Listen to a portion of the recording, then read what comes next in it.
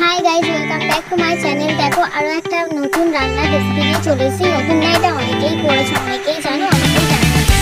অনেকের পদ্ধতিতে করো। এখানে আমি পটল ভেজে রেখেছি, আলু ভেজে রেখেছি, চিংড়ি ভেজে রেখেছি, আর কি কি মশলা রেখেছি তোমাদের দেখিয়ে দিলাম। এখানে আমি তেলের উপর গোটা গরম মশলা ফোড়ন দিলাম, দিয়ে আমি দেখো এখানে পেঁয়াজটা দিয়ে দিলাম। পেঁয়াজটা লাল লাল করে ভাজা হয়ে গেলে এখানে আমি একে একে অ্যাড করে দেবো আদা রসুন পেস্ট। দিয়ে আমি ভালো করে আদা রসুনের যাতে গন্ধটা না থাকে কাঁচা, সেই জন্য আমি ভালো করে কষিয়ে নেবো।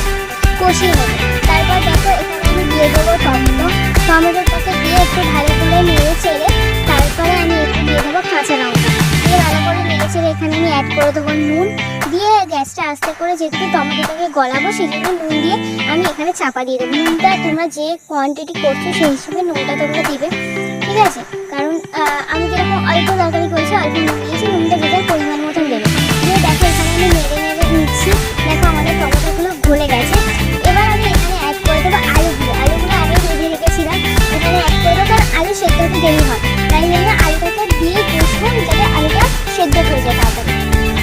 এখানে দিয়ে দেবো। এবার আমি এখানে সব রকম মশলা দিয়ে দেবো, যেমন নুন, হলুদ, লঙ্কা, জিরে, ধনে আর কাশ্মীরি লঙ্কার গুঁড়ো।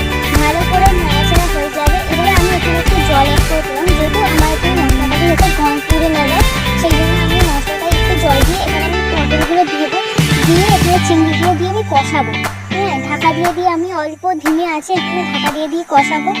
আগে জল দেবো না। এখানে দেখো তেল ছেড়ে গেছে আমাদের কষাতে মশলার তেল যখন ছেড়ে গেছে এখানে অলমোস্ট আলুটা সেদ্ধ হয়ে গেছে। এই অবস্থায় তোমরা গরম মশলা দিয়ে নামিয়ে নিতে পারো, কিন্তু অনেকে যদি একটু গ্রেভি চাও সেখানে একটু জল, আমি যেরকম আমাদের একটু গ্রেভি চাইছিলাম সেই জন্য আমি জল দিয়ে দিয়েছি এখানে।